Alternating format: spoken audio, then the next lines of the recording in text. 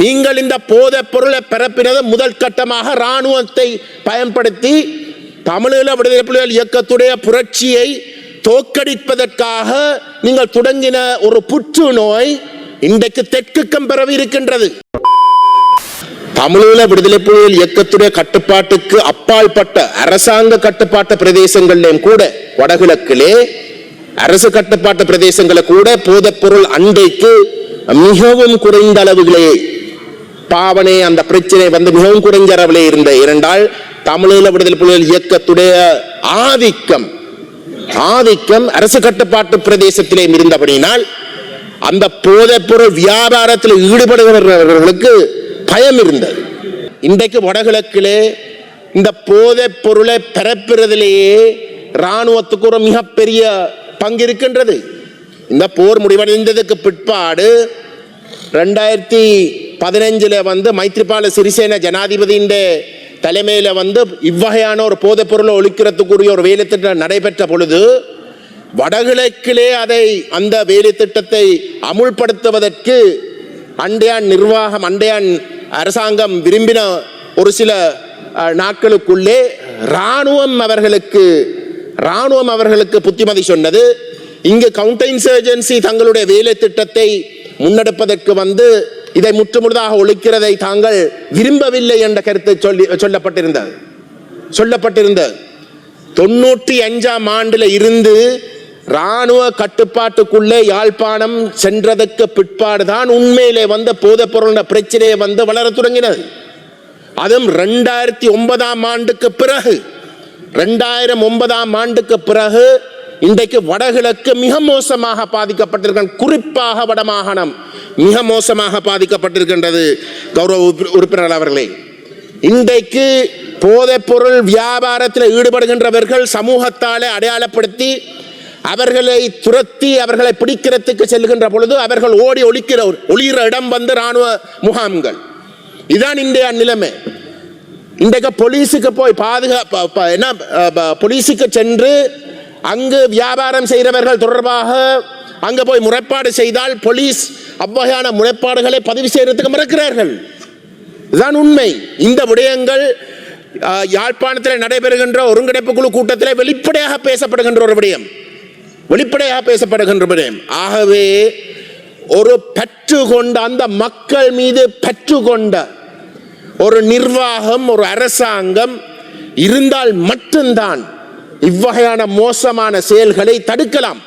நீங்கள் இந்த போதைப் பொருளை பரப்பினது முதல் கட்டமாக இராணுவத்தை பயன்படுத்தி தமிழீழ விடுதலை புலிகள் இயக்கத்துடைய புரட்சியை தோற்கடிப்பதற்காக நீங்கள் தொடங்கின ஒரு புற்றுநோய் இன்றைக்கு தெற்குக்கம் பரவி இருக்கின்றது.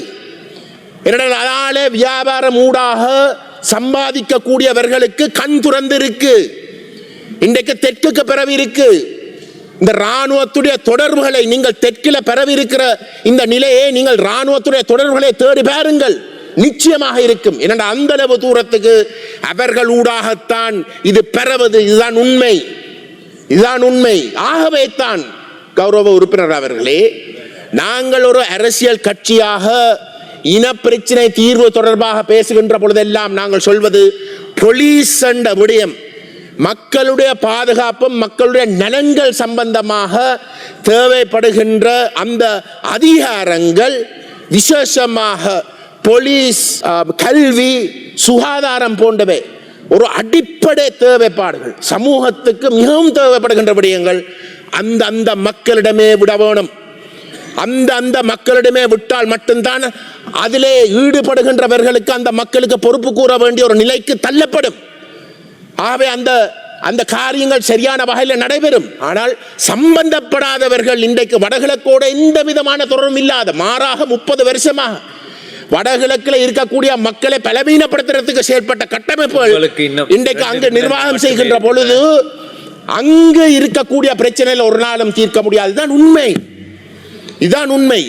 அது மட்டுமல்லாமல் நீங்கள் கல்வி எடுத்து பாருங்கள். முடிக்கிறேன். கல்வி எடுத்து பாருங்கள். 2009ஆம் ஆண்டு வரைக்கும் போர் நடைபெற்றுக் கொண்டிருந்த காலப்பகுதியிலே கூட வடமாகாணம் 4-5ஆம் இடத்துல இருந்த 3, 4, 5, 2 இவ்வகையான இடங்கள்ல தான் இருந்த.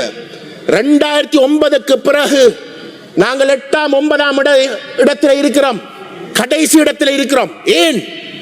போர் நடைபெறுகின்ற பொழுது தமிழீழ விடுதலை புலிகள் இயக்கத்துடைய கட்டுப்பாட்டு இருந்ததாலே, அவர்களுடைய ஆதிக்கம் அந்த பிரதேசத்தில் இருந்ததாலே, ஏதோ ஒரு வகையில் ஒரு மிகவும் கஷ்டமான நேரத்தில் கூட அந்த பிள்ளைகள் படிக்கக்கூடிய ஒரு சூழல் ஏற்பட்டதான. இன்றைக்கு திட்டமிட்டு இவ்வகையான போதைப் பொருள் காரணமாக அந்த நிலைமை மோசமடைந்து கொண்டு வருகிறது. இதுதான் உண்மை. அந்த துரதிஷ்டம் இன்றைக்கு தெற்குக்கும் பரவுது. ஆகவே உறுப்பினர் அவர்களே, நான் கடைசியாக சொல்ல விரும்புவது, அரசாங்கம் எடுக்கிற இந்த முயற்சிகளுக்கு எங்களுடைய பூர்ண ஆதரவு இருக்கு, அதில் மாற்று கருத்து இருக்க முடியாது. ஆனால் ஒரு சில விடயங்களை நான் சுட்டிக்காட்ட விரும்புகின்றேன். இன்றைக்கு UN ரிப்போர்ட் ஒன்று வெளிவந்திருக்கு. உண்மையிலே இந்த போதையை பயன்படுத்துகிறவர்கள் குற்றவாளிகளாக கருதுவது தவறென்றதுதான் இந்தியா ஒரு ஏகோபித்த அளவுக்கு ஏற்றுக்கொள்ளப்படுகின்ற கருத்து.